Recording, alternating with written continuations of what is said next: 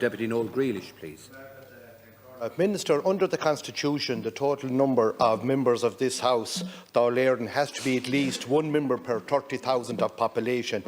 The Economic and Social Research Institute, the ERSI, are forecasting that by the year 2040, Ireland's population will have grown by more than 900,000 people on the current numbers.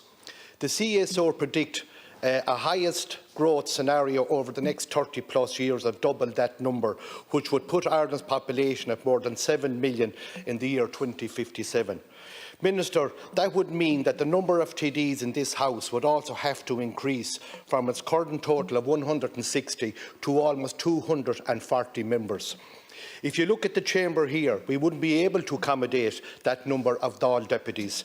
We would have to build a new chamber to cater for the increased number of TDs and additional offices, as well as funding for all the associated parliamentary staff and support staff for each elected member.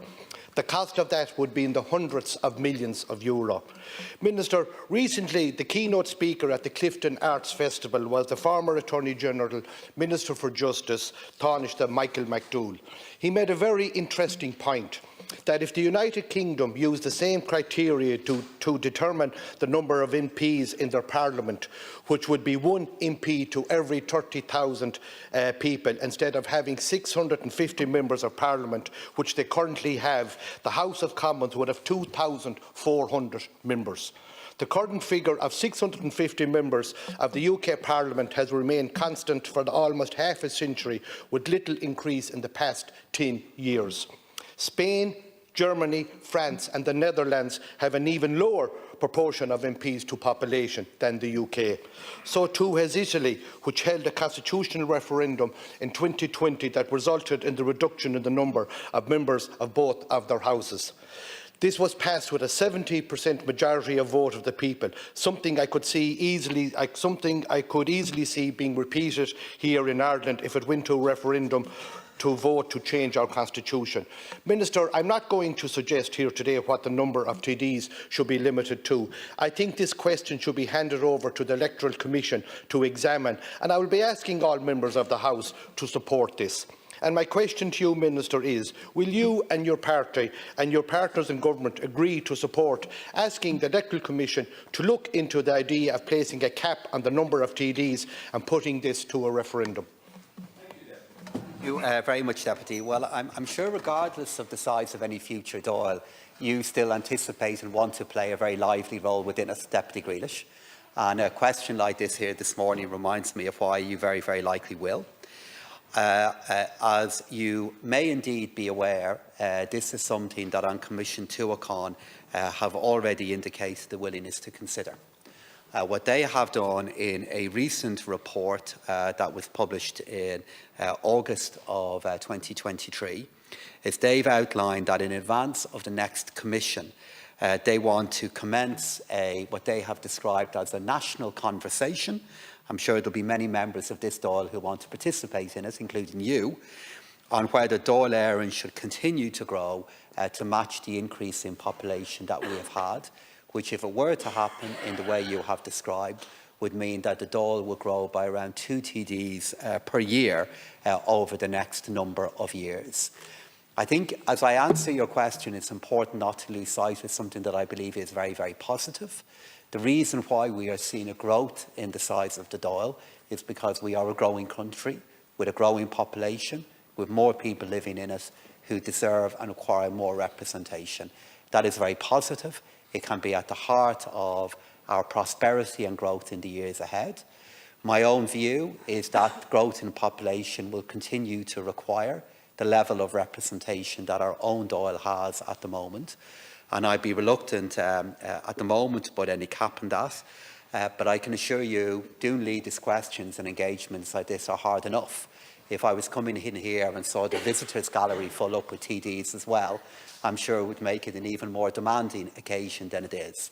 But I think if that is something that we have to contend with as a consequence of our country continuing to grow, I think that's a good thing. I'll be interested to see in what on Commission Tuacán recommend. I wouldn't like to see unlimited growth, but on the other hand, I do believe that the level of representation that we have within our country at the moment does broadly work, and I wouldn't like to see any sudden change with regard to it.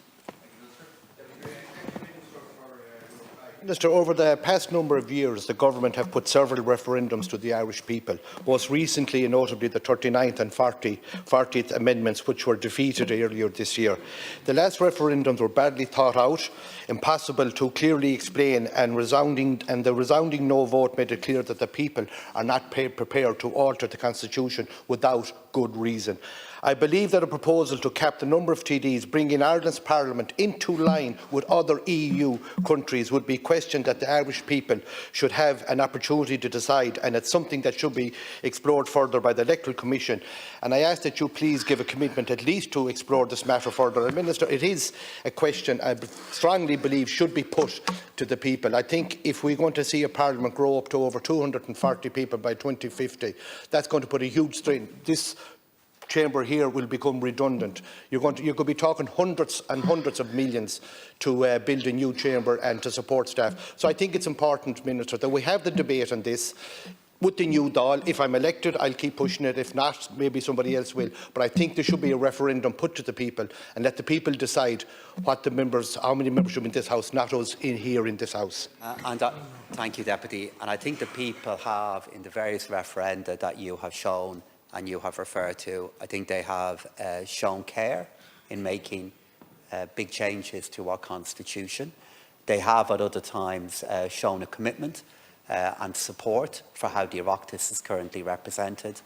And I know that in your work in your constituency, as we all work within our constituency, a frequent issue that we have to deal with is, explaining the work that we do, making the case for the work that we do, and for the time we spend here in the Dáil and in the committees of the Oireachtas.